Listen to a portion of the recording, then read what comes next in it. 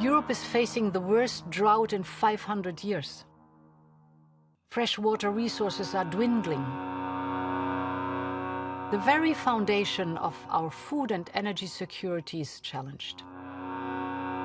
It is in all our hands that water remains a global common good, a solution to conflict, not its source.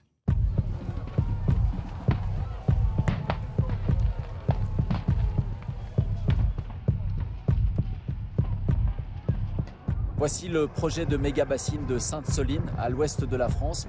Et c'est ce type de projet que sont venus dénoncer aujourd'hui ces milliers de manifestants.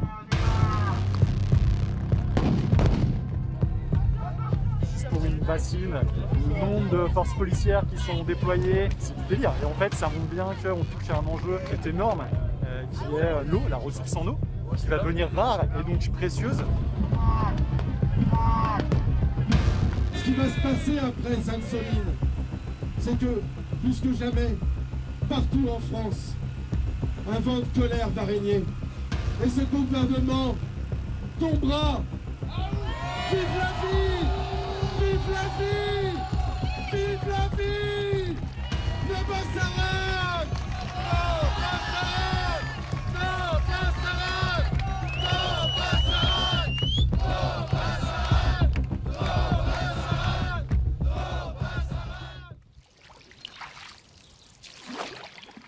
Quelques semaines après la manifestation à Sainte-Soline du 25 mars, je retourne dans la région du Marais Poitevin pour comprendre les raisons de la colère, mais aussi les répercussions potentielles de ces enjeux en France et dans le reste de l'Europe.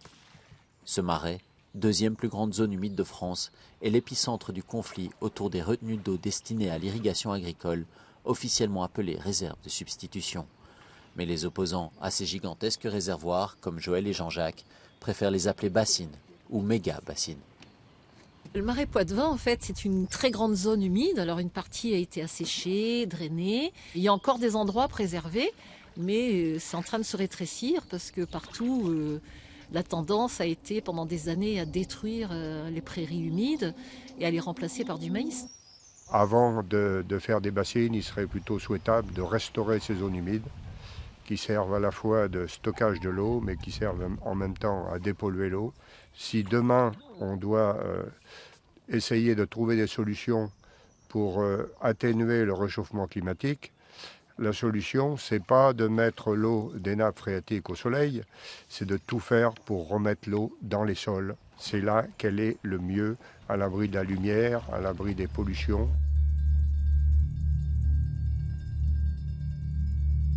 Voici à quoi ressemble une bassine. Un trou de plusieurs hectares recouvert d'une bâche étanche dans lequel de l'eau est stockée pour arroser les terrains agricoles durant l'été. La particularité de ces réserves est qu'elles sont remplies en pompant dans les nappes phréatiques durant les mois d'hiver. Si le système existe depuis 40 ans, ce n'est qu'à partir de 2007 que les premiers projets collectifs soutenus par l'État voient le jour. On en compterait aujourd'hui plus d'une centaine en projet ou terminés à l'ouest de la France. François Pétorin est l'administrateur de la COP de l'eau 79. Cette coopérative regroupant 220 exploitations agricoles porte un projet de 16 réserves de substitution sur un territoire qui comprend le Marais Poitevin et les cours d'eau qui l'alimentent. Celle-ci est la seule achevée à ce jour. À terme, la plus grande sera celle de Sainte-Soline, honnie par les manifestants, qui aura une capacité de plus de 600 000 mètres cubes d'eau, soit l'équivalent de 250 piscines olympiques. Je suis agriculteur, producteur de céréales et de semences. Le projet est parti effectivement des grosses années de sécheresse qu'on a eues, 2005-2007, il y a eu aussi 2003. Et donc des arrêtés préfectoraux très tôt qui nous ont interdit d'arroser au printemps et en été, donc avec des rendements pénalisés catastrophiques, même sur des blés. Donc la profession, on s'est dit qu'on ne pouvait pas continuer comme ça, toujours avec cette épée de Damoclès, des arrêtés préfectoraux, c'était compliqué. Donc aujourd'hui, effectivement, le stockage de l'eau est une des solutions qui permet de maintenir l'agriculture du territoire. Mais quel type d'agriculture ? C'est tout l'enjeu du conflit autour des réserves de substitution. Les opposants prônent une agriculture dite paysanne, plus écologique, reposant essentiellement sur l'eau de pluie. Face à eux, des fermiers irrigants comme François, qui ne représentent que 7% des surfaces agricoles françaises, mais qui utilisent plus de la moitié de l'eau consommée dans le pays, notamment pour la culture de céréales comme le maïs. Cette irrigation est désormais mise à mal par la crise climatique et les sécheresses à répétition, d'où l'idée de substituer les pompages d'eau en été par des pompages en hiver, quand l'eau est en théorie plus abondante. Une idée activement soutenue par les pouvoirs publics qui assure 70% du coût total du projet de la COP de l'eau, estimé à 76 millions d'euros. C'est une des solutions qui nous permet d'avancer face au changement climatique.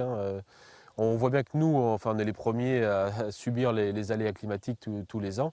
Sur une exploitation comme la mienne, avec les types de sols comme on a là, c'est-à-dire des sols très superficiels, avec très peu de terre et de la pierre en dessous, aujourd'hui, sans irrigation, c'est très compliqué. Par exemple, en 2022, où on a eu des restrictions préfectorales par rapport à l'irrigation, j'ai des blés qui ont fait entre moins 40 et moins 50% de rendement. De l'aveu même de ses promoteurs, le stockage de l'eau serait donc avant tout un moyen de contourner les règles qui limitent l'usage de la ressource hydrique en période de sécheresse. Une dérogation dénoncée par cet hydrologue qui y voit non seulement une forme de privatisation de l'eau, mais également un danger pour tout l'écosystème. On vient de découvrir avec de nouvelles recherches à quel point le niveau des nappes phréatiques permet d'avoir de l'humidité dans les sols. Donc si vous voulez une bonne agriculture, il vous faut un niveau des nappes phréatiques assez élevé. Donc en fait, le niveau des nappes vient directement jouer sur la quantité d'eau dans les premières couches de sol, ce que l'on appelle l'eau verte, mais vient directement aussi apporter de l'eau à toutes les sources et à toutes les rivières. Et cet échange-là, si vous le coupez en prélevant cette poche d'eau et en la mettant complètement de côté, puisque vous vous mettez dans une bassine carrée qui est complètement déconnectée du milieu, et bien à ce moment-là, vous allez non seulement effondrer plus rapidement l'eau dans la rivière, mais tout le vivant qui va derrière. Selon cette chercheuse, il existe un consensus scientifique pour affirmer que les bassines risquent d'aggraver les sécheresses et sont une maladaptation à la crise climatique. 2022 a été l'année la plus chaude jamais enregistrée en France et aussi l'une des plus sèches. S'en est suivi un hiver marqué par un record de 32 jours consécutifs sans pluie qui a laissé 3/4 des nappes phréatiques du pays à un niveau anormalement bas. Des phénomènes amenés à se répéter et qui contredisent le postulat sur lequel repose le remplissage des bassines. Pourtant, la COP de l'eau 79 ainsi que le gouvernement français continuent de les soutenir en s'appuyant sur un rapport du BRGM, le Bureau de recherche géologique et minière, pour qui les réserves de substitution auraient un impact limité sur les nappes d'eau souterraines et les débits des cours d'eau. Un rapport critiqué par plusieurs experts et nuancé par le BRGM lui-même lors d'une audience au Sénat français.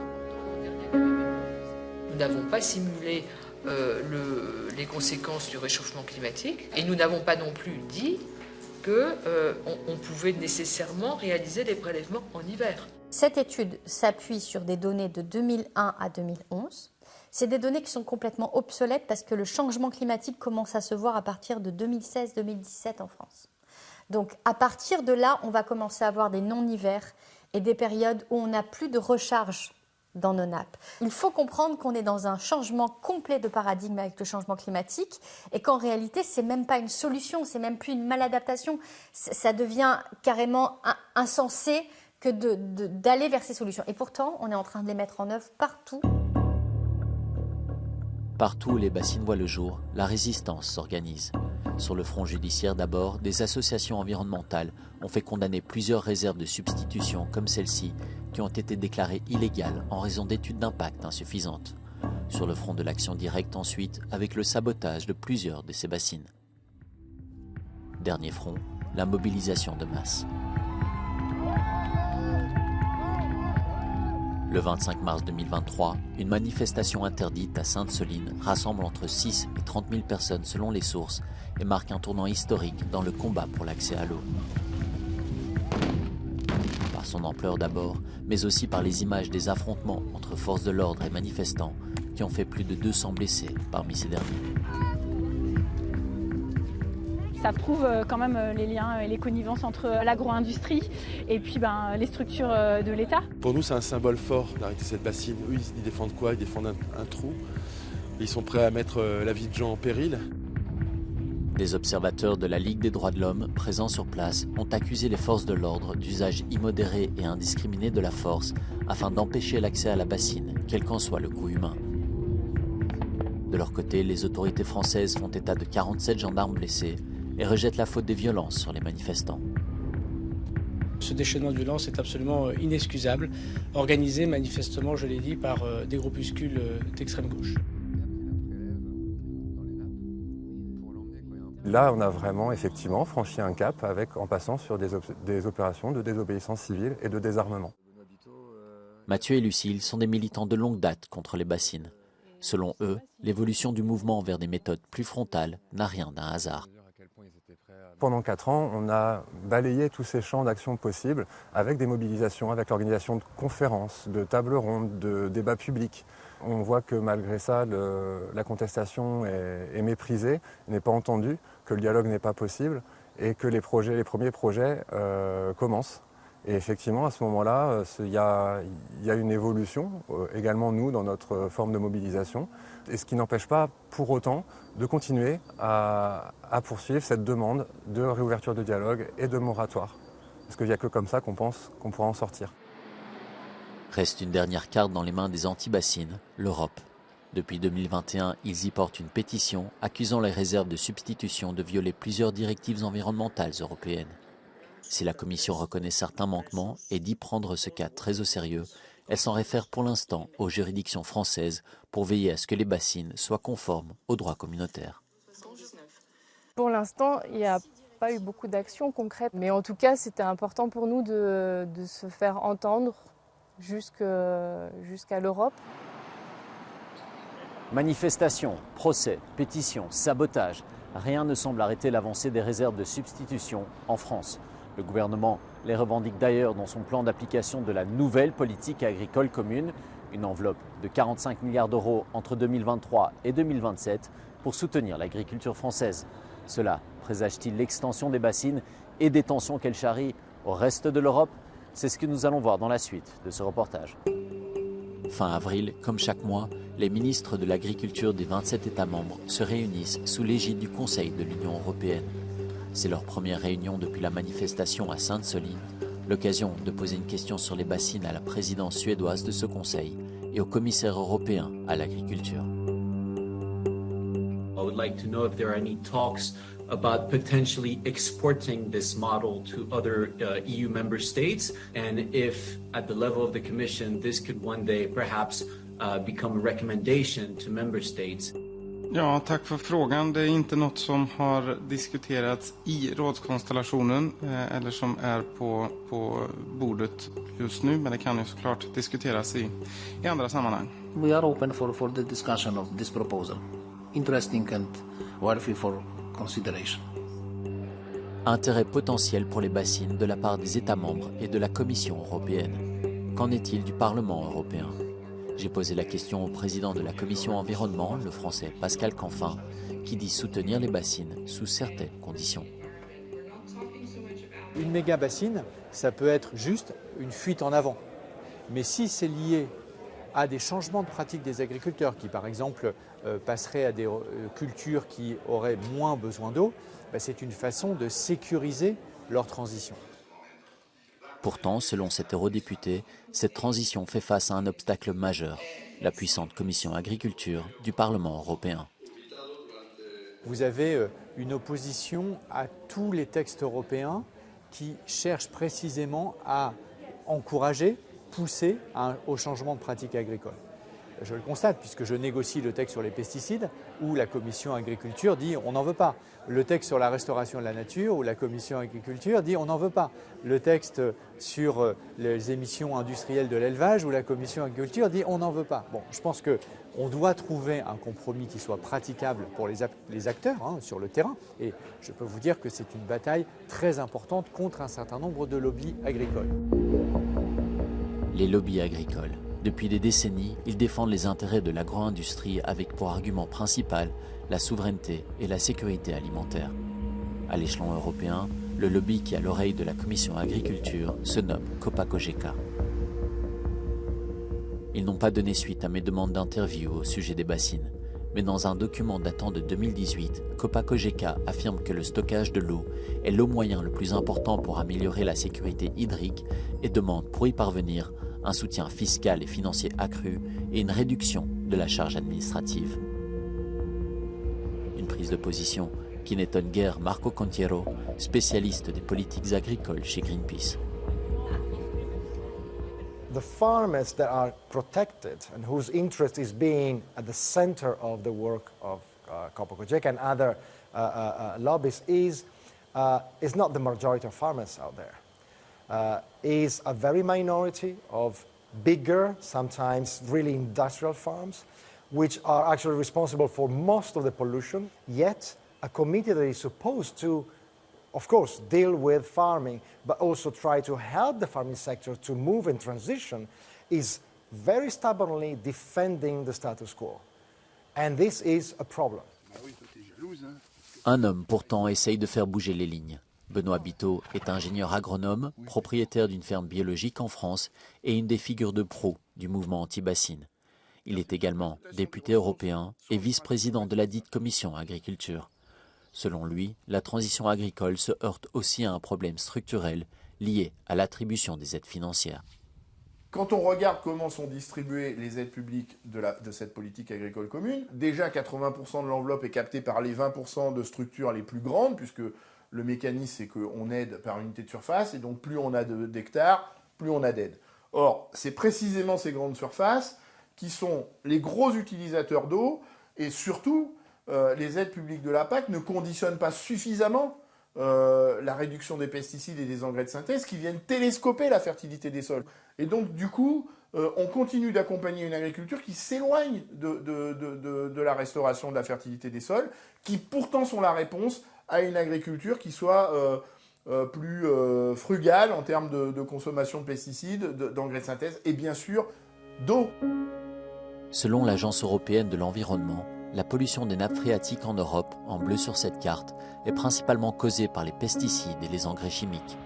Quant à l'irrigation agricole, elle représente la plus grande menace sur le niveau des eaux souterraines. Résultat, près d'un tiers des nappes phréatiques peinent à répondre aux exigences quantitatives et qualitatives prévues par la réglementation européenne. L'agence en appelle donc au respect du principe de précaution dans les stratégies d'adaptation à la crise climatique, un principe que ne respecteraient pas forcément les réserves de substitution. This is not a systemic response. It's a band-aid, yeah? And it's a band-aid that, on top of that, might be disturbing and aggravating the overall condition of the local environment and of our potential to really adjust to these circumstances of climate change. Secondly, they are not economically feasible without serious government subsidies. So you could ask yourself the question, is this an economically feasible way to support agriculture? So more than precautionary principle, I think this is not the systemic response that the agricultural system needs.